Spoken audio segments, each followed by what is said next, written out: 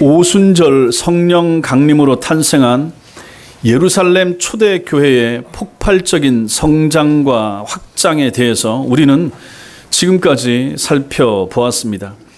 초대교회가 유대교와 그 지도자들의 박해에도 불구하고 성령의 충만을 받은 성도들, 그래서 그들의 유무상통하던 신앙 공동체 생활을 통해서 도리어 더욱 크게 성장해 갔음을 보도하고 있는 사도행전 4장 32절부터 37절까지 이 말씀에 이어서 이제 한참 성장하고 있던 예루살렘의 이 초대교회를 심각한 위기로 몰아갈 수도 있었던 한 중대한 사건을 오늘 사도행전 5장이 우리에게 소개해 주고 있습니다.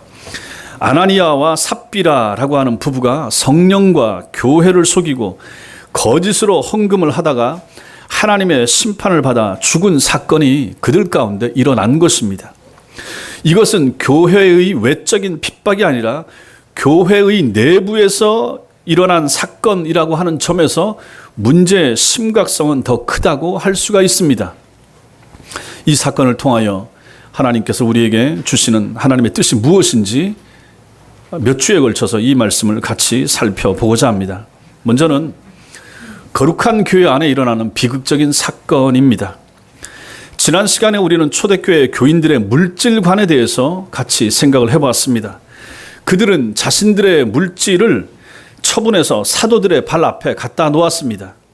물질을 머리 위에 주인으로 모시고 비인격적인 물질의 노예로 사는 그러한 어리석음에서 벗어나서 물질 위에 물질의 주인으로 서서 물질을 하나님과 사람을 위한 도구로 사용하겠다고 결단한 사람들이 초대교회 교인들이었습니다.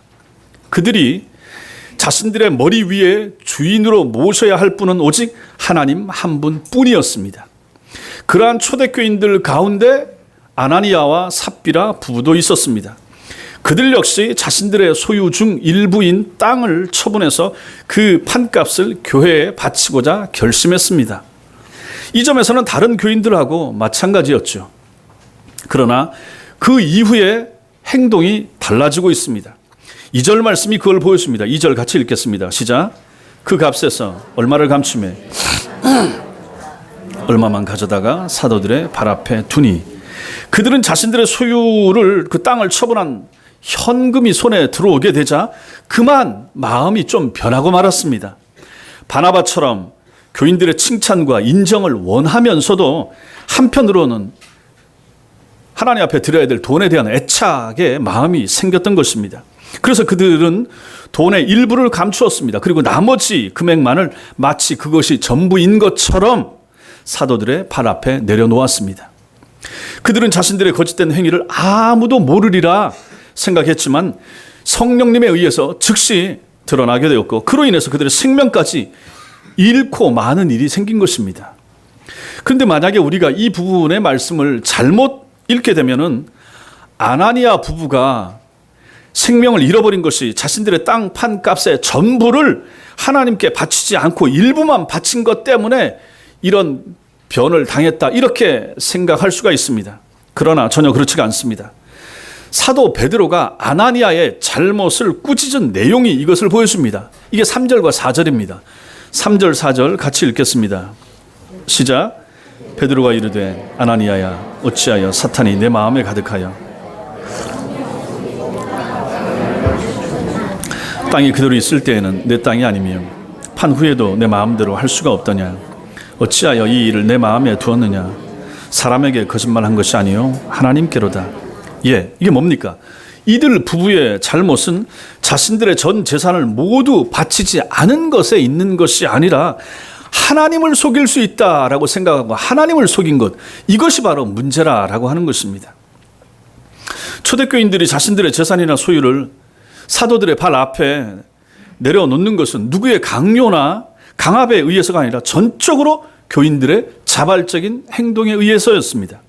누군가가 그렇게 하지 않는다고 해서 그 누구도 탓할 사람은 아무도 없었습니다. 더욱이 아나니아 부부의 재산에 대한 처분권은 그들 자신들이 갖고 있었습니다. 처음에 그들이 전 재산을 바치기로 결심했을지라도 시간이 좀 지나서 마음이 혹시 바뀔 수도 있습니다. 그래서 이거 급한데 다른 용도에 좀 써야 되겠다. 그러면 그 사실을 그냥 하나님 앞에 자신들이 기도하고 그걸 가지고 하나님 앞에 드리면 사도들 발 앞에 갖다 놓으면 되는 것이었습니다. 하나님께서 요구하시는 것이 무엇입니까? 오늘날 우리에게도 마찬가지입니다. 하나님께서 요구하시는 것이 우리 주머니에 들어있는 물질, 돈이 아니라 하는 것입니다. 하나님을 주인으로 모시고 살아가는 우리의 마음 중심이 하나님이 원하시는 것입니다. 우리의 마음을 원하시는 것이지 우리 주머니에 있는 돈을 원하시는 것은 아니다 하는 사실을 놓치지 말으셔야 된다 하는 것입니다. 그러나 불행하게도 아나니아는 거짓 행위로 그것을 대신하고 말았습니다. 하나님 앞에서 무언가 감추어도 하나님께서는 전혀 모를 것이라 이런 생각을 한 거죠. 이것은 그들이 하나님에 대해서 얼마나 무지한가, 하나님에 대해서 참 몰랐다 하는 것을 보여주는 것입니다. 인간이 감추는 것을 전혀 알지 못하고 인간이 자신의 거짓 행위로 완벽하게 속일 수 있는 하나님이라 그러면 그 하나님이 전능하신 하나님일 수가 있겠습니까? 말도 안 되는 거죠. 그리고 혹시라도 만약에 그런 하나님이라 그러면 그런 하나님이라면 굳이 우리가 믿을 필요가 뭐가 있겠습니까? 사람보다 얼마나 뛰어나다고요. 그런데도 아나니아 부부는 하나님 앞에서 무엇이든지 감출 수 있다라고 믿었고 그 결과로 자신들의 생명을 잃고 말았던 것입니다. 성령이 충만해서 은혜가 넘쳐나던 거룩한 교회에 결코 어울리지 않을 가장 비극적인 일이 그 교회 가운데, 그 교회 회중 가운데 일어났다 하는 것을 오늘 말씀이 우리에게 보여주고 있습니다. 둘째로 여기서 여러분과 제가 보는 것이 믿음이 아닌 종교심 가지고는 신앙생활을 해서는 안 된다 하는 것입니다. 아나니아 부부가 교회 바깥에 있는 사람들이 아니었습니다. 그들은 교회의 영원한 모형인 초대교회의 교인들이었습니다. 우리가 얼마나 부러워하는 그러한 교회에 속해 있었던 교인들입니까? 그들에게 믿음이 없었던들 결코 초대교회 교인이 되지 못했을 것입니다. 그들 역시 다른 교인들처럼 자신들의 가진 재산을 자발적으로 처분했습니다. 그 역시 믿음이 없고서는 처음부터 불가능한 일입니다. 믿음 없는데 어찌 헌금할 수 있습니까? 안 되는 거죠. 그 후에 비록 땅값의 일부를 감추었을 망정 나머지는 또 분명히 사도들의 발 앞에 내려놓았습니다.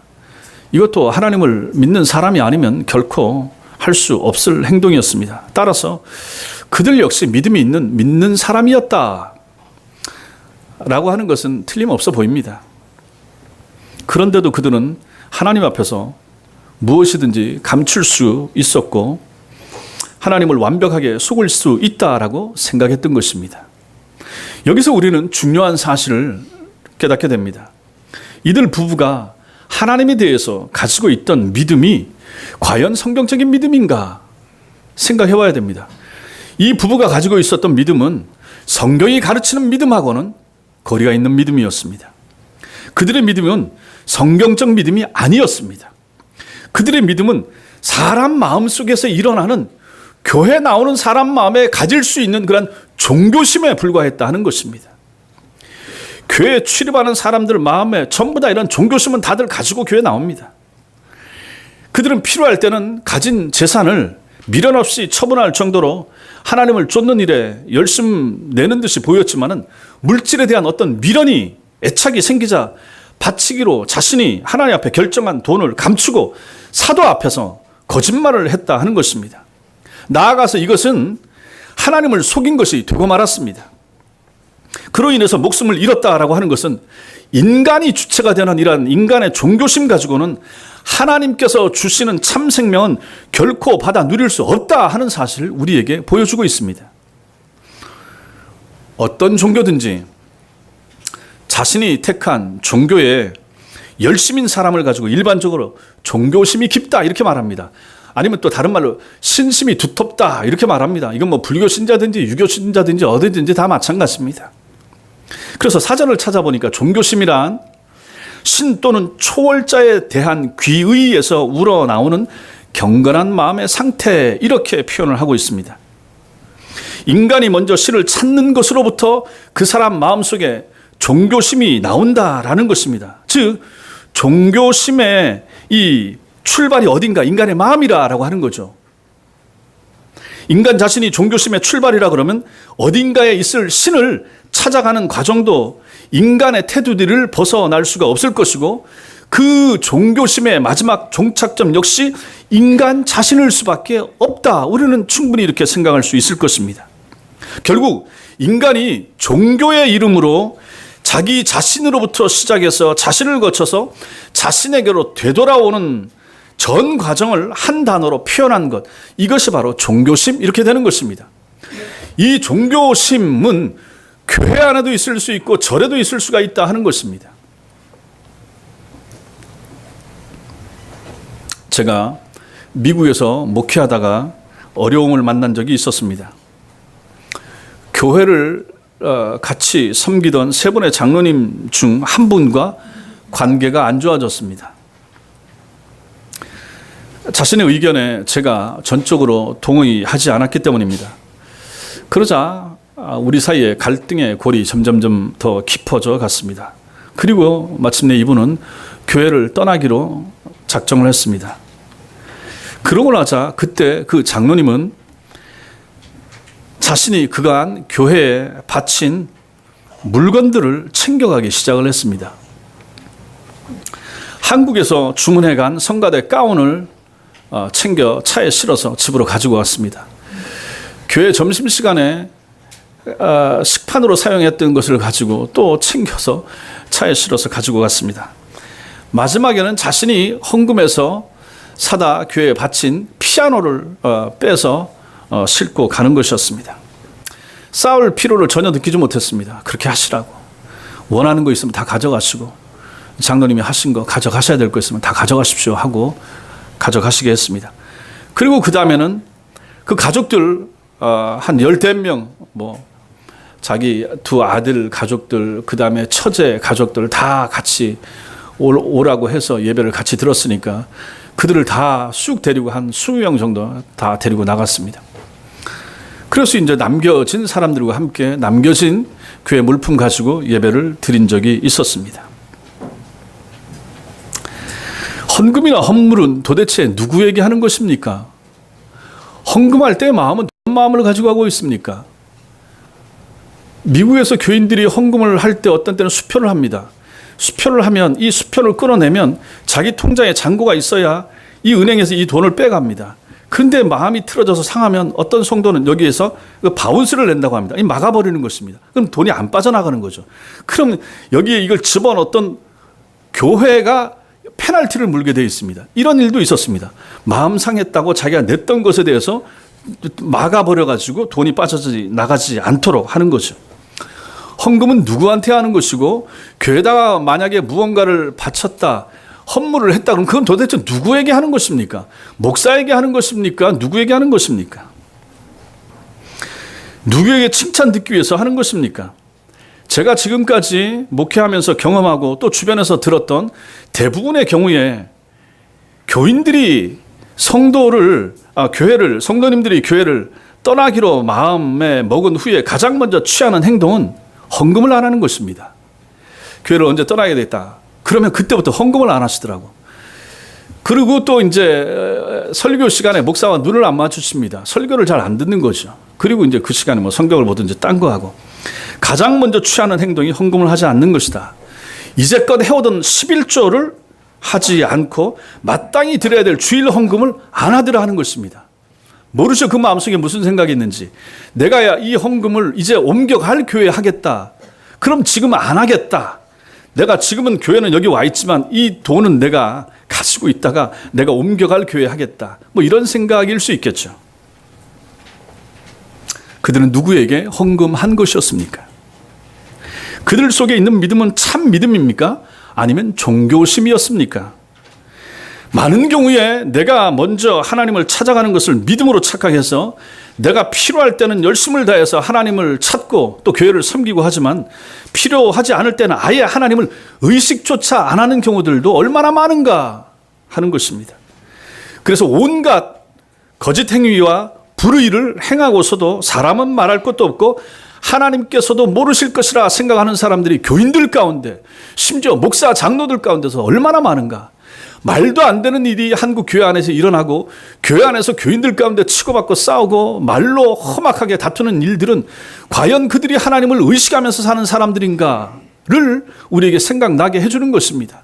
그들 마음속에 있는 믿음이라고 하는 것이 참 믿음인가, 종교심 아닌가 하는 것입니다. 그 믿음은 믿음이 아니라 저급한 종교심일 뿐입니다. 우리는 교회 안에서 가장 거룩한 일을 하면서도 가장 저급할 수 있는 곳이 바로 교회입니다. 제가 목사가 돼서 지금까지 지내와 보면서도 느끼는 것이 그것입니다. 가장 신령한 척하면서도 가장 세속적일 수 있는 사람들이 바로 목사고 교인들입니다. 성도들이 모인 회의 자리가 가장 소란스러운 난장판이 될 수도 있는 것도 바로 믿음이 아닌 종교심이 그들 속에 있기 때문에 충분히 그런 일은 일어날 수도 있다 하는 것입니다. 예, 이것이 바로 지상교회의 연약함입니다. 이것이 바로 지상교회의 불완전함이기도 합니다. 완전한 교회 없습니다. 천사들만 모여있는 교회 없습니다. 그럼에도 불구하고 이런 식으로까지 이 정도까지 나타나는 것은 하지 말아야 되는 거죠. 그러지 않아야 되는 거죠. 내가 믿는 믿음, 내가 믿어주는 신앙심, 내가 내는 헌금, 내가 나가주는 주일 예배, 그래서 내 기분과 내 감정에 따라 잘 믿기도 하고 그렇지 않기도 하는 그러한 저급한 종교심을 가진 사람들이 많다라고 하는 것이 제가 봤을 때 한국교회에 문제가 되는 것입니다. 주일 교회에 누구 때문에 나오시는 것입니까? 목사 때문에 나와줍니까? 안 나오면 전화하고 신방하니까 목사 때문에 전도사 때문에 그 누구 때문에 나와주는 것입니까? 누구 좋으라고 나와주시는 것입니까? 누구 때문에 헌금합니까? 누구 좋으라고 헌금하는 것입니까? 누구 앞에 헌금합니까? 그 마음을 여러분들이 돌아보십시오. 여러분 마음속에 무엇이 들어있습니까? 하나님 앞에 합니까? 사람 앞에 합니까? 여러분이 가진 믿음은 참 신앙인가 아니면 종교심인가 물어보시라 하는 것입니다. 둘 중에 하나입니다. 이처럼 종교심의 주체가 인간이기 때문에 기독교에서 다른 종교로 바꾸는 것도 그렇게 어렵지 않은 시대를 우리는 지금 살고 있습니다. 기독교에 다니다가 천주교 가고 불교 갑니다. 반면에 성경이 가르치는 믿음의 출발점은 인간이 아닌 하나님이십니다.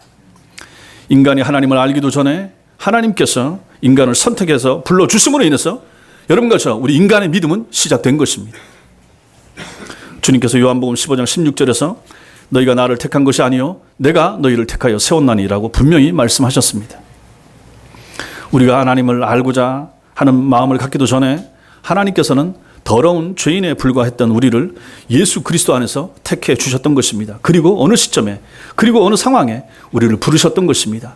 친구를 통하여 부모님을 통하여 옆집 사람을 통하여 교회로 인도하셔서 시간이 지난 다음에 그 마음속에 믿음이 생기게 하시고 확신이 들게 하시고 세례를 받게 하시고 그래서 하나님의 사람으로 세워준 사람들이 바로 여기 앉아 계신 여러분과 저 다 그런 사람들이라 하는 것입니다. 여기로부터 우리 신앙의 긴 여정은 시작이 되는 것입니다. 종교심이 아닌 참 믿음만이 참 성도의 삶을 살게 만들어줍니다. 오늘날에도 교회 안에 위선자들이 많은 것입니다. 오늘날에도 그 위선자들은 참 믿음이 아닌 종교심을 가지고 신앙생활을 합니다. 종교심 가지고 봉사할 수 있습니다. 믿음 없어도 종교심만 가지고 헌금도 할 수 있고 교회 안에 큰일도 감당할 수가 있는 것입니다. 그러나 사람들이 보기에는 믿음으로 비춰질 수도 있는 것입니다. 그래서 착각하기 쉬운 것이죠. 성도 여러분, 참 믿음을 추구하십시오. 참 신앙을 허락해 달라고 하나님 앞에 그렇게 기도하십시오. 돌아보시면서 내가 아직도 믿음이 부족합니다. 내가 예수 믿은 지 30년 되고 50년 됐어도 하나님 내가 아직도 하나님 앞에 참된 믿음이 부족합니다. 라고 고백하시면서 주님 앞에 그 믿음을 달라고, 진정한 믿음을 달라고, 흔들리지 않는 믿음을 달라고, 내일 일에 대해서 염려하거나 걱정하지 않을 수 있는 그러한 믿음을 달라고, 천국을 소망하는 믿음을 달라고, 내세에 대한 분명한 확신을 가지고 살아갈 수 있는 믿음을 달라고 기도하시기 바랍니다. 하나님께서 반드시 응답해 주실 것입니다. 세 번째로 우리가 이 말씀을 통해서 봐야 될 것은 욕망을 속에 감추고 있는 사람들의 모습을 봐야 됩니다. 제가 어제 밴드에 올리면서 여호수아 7장을 꼭 읽어오시라 말씀을 드렸습니다. 여호수아 7장에 보면 한 사람의 범죄한 기록을 기록해 주고 있습니다. 아간이라고 하는 사람입니다. 아간이라고 하는 사람이 여호수아 6장에 나타난 여리고성 전투, 우리가 잘 아는 이 여리고성 전투 큰 승리를 했죠. 그 승리한 후에 하나님께서 전부 하나님께 바치라 하였습니다. 전부 하나님께만 드려야 될 전쟁 승리의 전리품. 근데 이 가운데서 아간이라고 하는 사람이 일부를 훔쳤습니다. 감추었습니다. 신할산의 아름다운 외투 한 벌, 겉옷, 요즘 같은 뭐 밍크 한 벌 정도 되겠죠. 그 다음에 200세겔짜리 은덩이 하나, 50세겔짜리 금덩이 하나를 자신이 몰래 챙겨서 자기 장막, 자기 집 바닥, 땅을 파고 그 속에 묻어서 감춘 것입니다. 한 세겔이 대략 한 금 3돈 정도 되니까 200세겔, 50세겔 생각해 보십시오. 금덩이 많죠. 상당히 값이 나가는, 그러나 취해서는 결코 안 되는 재물을 몰래 숨긴 것입니다. 하나님의 말씀을 거역하고. 아간은 그의 행위를 사람들은 말할 것도 없고 하나님께서도 전혀 모르시리라 이렇게 생각한 것 같습니다. 구약 성경을 최초로 헬라어로 번역한 성경을 가지고 70인역 성경 이렇게 말합니다. 그 70인역 성경은 이렇게 아간이 훔친 물건을 감추는 행위를 노스피조라고 하는 헬라어로 표현하고 있는데, 이 단어가 바로 오늘 2절에 나타나고 있는 얼마를 감춘 할 때 이 감추다 하는 단어하고 똑같은 단어가 쓰이고 있습니다. 아간이 훔친 물건을 땅속에 감추었듯이 아나니아 또한 얼마를 아무도 모르는 곳에 깊이 감추었다라고 하는 의미가 됩니다. 그리고 아나니아와 아간 모두 사람과 하나님을 똑같이 속였다라고 믿었던 것입니다. 이러한 아나니아를 베드로가 3절에서 꾸짖습니다. 아나니아야, 어찌하여 사탄이 내 마음에 가득하여 내가 성령을 속이고 땅값 얼마를 감추었느냐, 이렇게 말했습니다.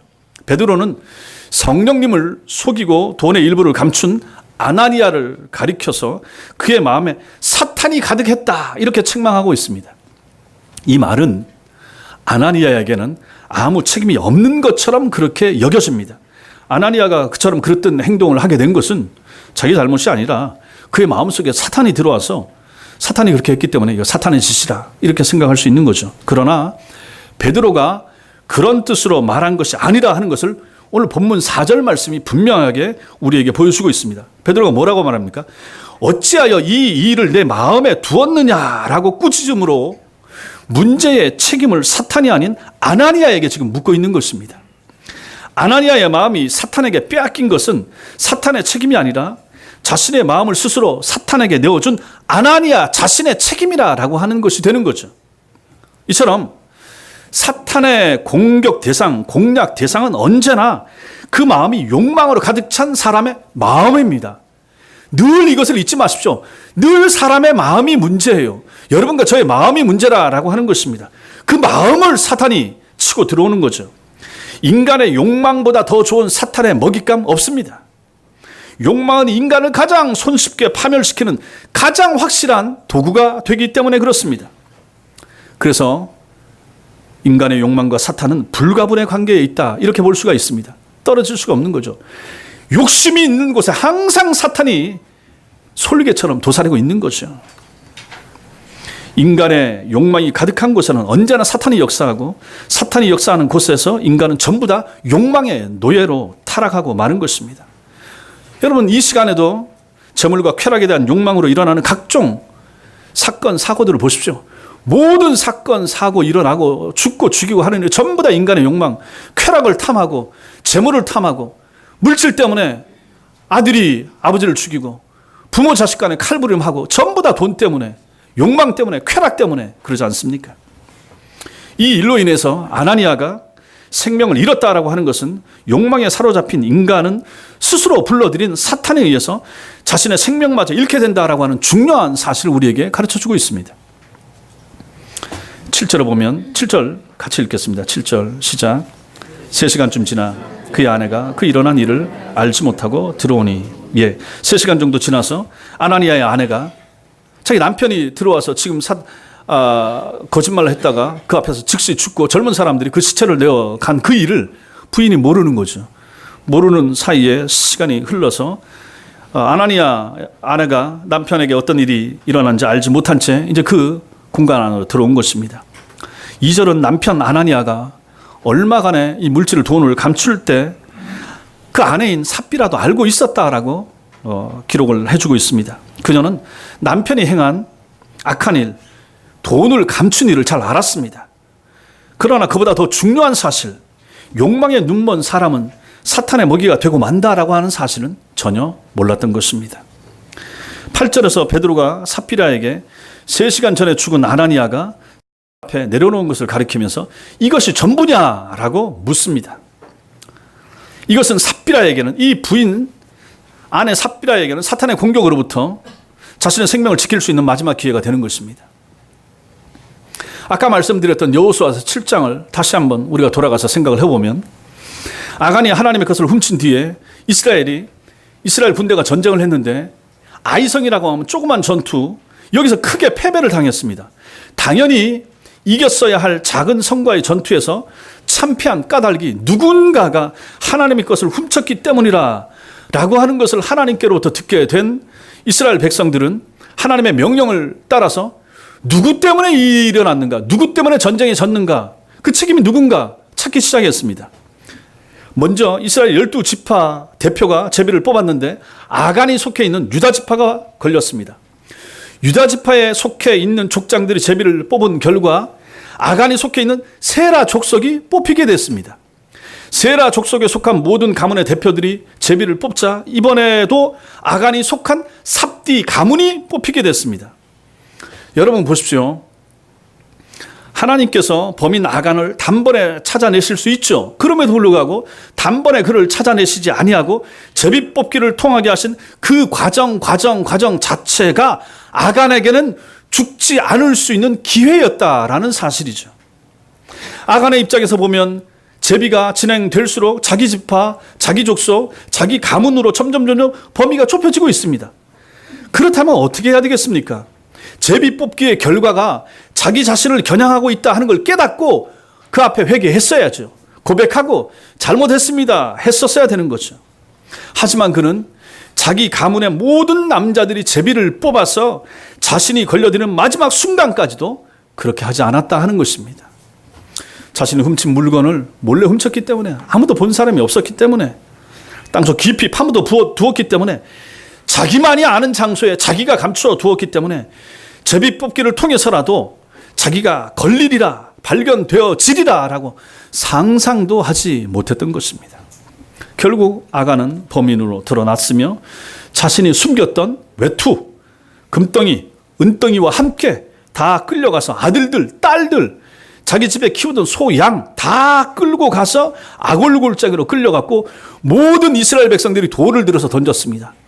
돌 팔매질을 당해서 죽고 돌무더기를 쌓았고 그렇게 죽고 말았습니다. 자기 욕심, 자기 욕망에 사로잡혀 불러들인 사탄에게 자기 생명을 빼앗기고만 어리석은 인간의 최후를 성경이 기록해 주고 있는 것입니다. 사람들은 그가 죽은 골짜기를 아골 골짜기라 이렇게 불렀습니다.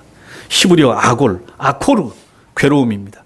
괴로움의 골짜기, 괴로움의 골짜기. 사탄에게 마음을 점령당한 그의 인생은 괴로움의 골짜기를 벗어날 수가 없었던 것입니다. 이 시대도 마찬가지입니다. 사탄에게 마음이 빼앗기면 괴롭습니다. 늘 삶이 괴롭습니다. 예수 없이 살아가는 삶을 보십시오. 늘 괴롭죠. 돈이 있어도 괴롭고 없어도 괴롭고 몸이 아파도 괴롭고 건강해도 또 괴로움의 요소들이 그들에게 늘 일어나는 것입니다. 근원적인 인생의 문제를 해결받지 못하기 때문에 인생 자체가 100년을 살아도 괴로운 것이죠. 그러나 신자들의 삶은 그렇지 않죠. 여러분과 저의 삶을 돌아보십시오. 뭐 남들보다 딱히 뛰어난 거 없고 많이 가지지 않아도 몸이 썩 건강하지 않아도 그래도 주일을 기다리고 그래도 감사할 수 있고 그래도 기도하면서 주님 앞에 엎드리며 그래도 말씀을 읽을 수 있고 들을 수 있고 그래도 교회 올 수 있고 교인들과 같이 기도 제목 나누고 교제할 수 있으면 이게 얼마나 감사합니까? 괴로움이 아닌 감사가 그 입술에서 나오는 사람, 이 인생이 복된 인생이 아니겠습니까? 마찬가지로 삽비라도 아간과 같은 길을 같이 말았어야 됐습니다. 베드로를 통해서 자신에게 주어진 마지막 생명의 기회를 이 여인은 붙잡았어야만 했습니다. 그러나 그녀 역시 남편처럼 그것이 남편이 바친 그 물질이 전부라라고 거짓말하고 말았습니다. 그녀 역시 하나님을 속일 수 있다라는 착각 속에서 마지막 살 수 있었던 기회를 걷어차고 말았던 것입니다. 그러자 베드로가 9절과 10절에서 결론을 내립니다. 9절 10절 같이 읽겠습니다. 시작. 베드로가 이르되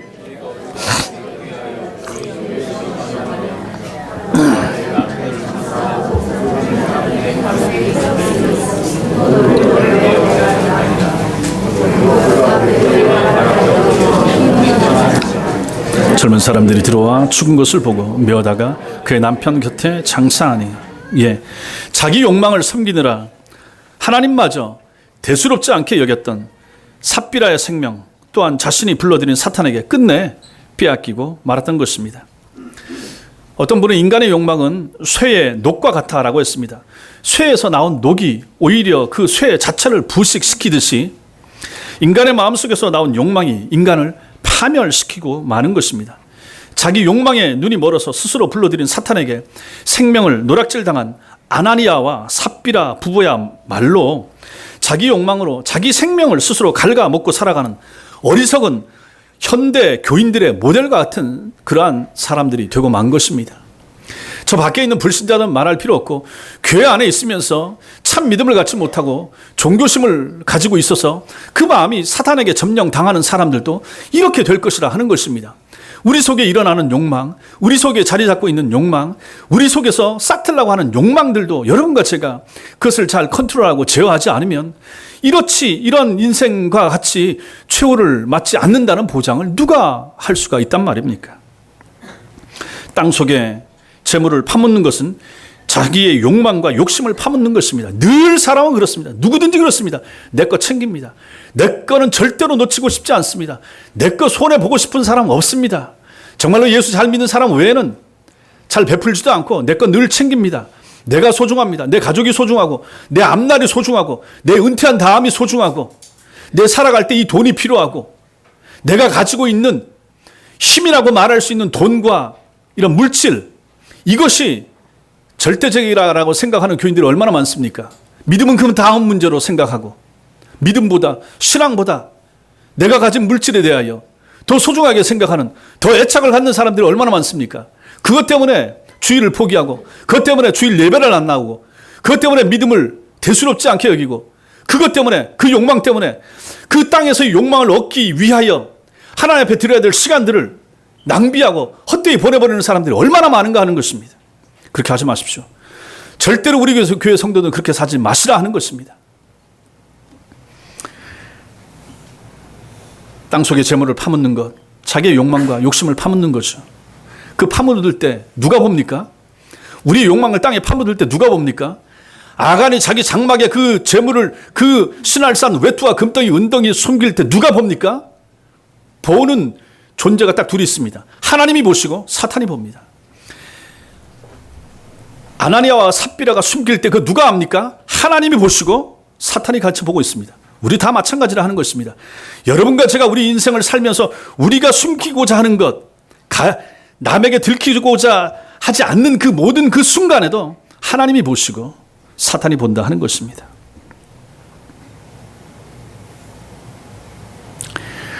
이 욕망이 우리를 파멸시키는 거죠. 욕망은 감추어지지 않습니다. 언젠가는 밖으로 튀어나오기 마련이고 그것이 튀어나오는 날에는 그 욕망 때문에 죽을 수도 있다 하는 것을 아간과 아나니아와 삽비라 부부가 우리에게 명백하게 오늘 말씀을 통하여 잘 보여주고 있는 것입니다. 사랑하는 성도 여러분, 부활 복음이 증거되고 그로 인해서 성령의 강력한 역사를 체험한 초대 교인들로 구성된 순결한 예루살렘 교회의 오점으로 기록될 만한 일이 일어났습니다. 한 쌍의 부부가 함께 하나님의 성령을 속인 일이 일어난 것입니다. 그들은 참 신앙인들 속에 있었지만 거짓 신앙을 가지고 있었고 자기 자신을 부인하던 사람들 가운데서 자기의 것을 몰래 챙기던 사람들이었습니다. 참 믿음이 아닌 종교심으로 주님을 섬기고자 했던 사람들이었습니다. 이러한 종교심은 인간적인 욕심과 함께 그 사람 속에서 같이 자라나고 성장하는 것을 보게 됩니다. 그러한 욕망은 항상 마귀의 표적이 되고 마귀에게 점령당하고 마귀의 도구로 쓰임받다가 마침내는 괴로움 가운데 버려지게 된다라고 하는 것을 우리는 구약과 신약에서 살펴본 것입니다. 단순한 종교적 열심이 아니라 경건하고 신실한 믿음이 여러분과 저 마음속에 있어야 되는 것입니다. 성령의 충만을 추구하지 않으면 사단이 충만한 삶을 살 수도 있음을 반드시 기억하시기 바랍니다.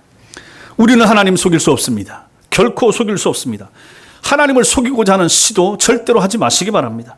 우리는 성령의 눈길을 피해 갈 수가 없습니다. 하나님을 바로 알고 열심히 믿고 끝까지 충성하시는 경건한 하나님의 사람들이 다 되시기를 주님의 이름으로 축원합니다. 기도하겠습니다.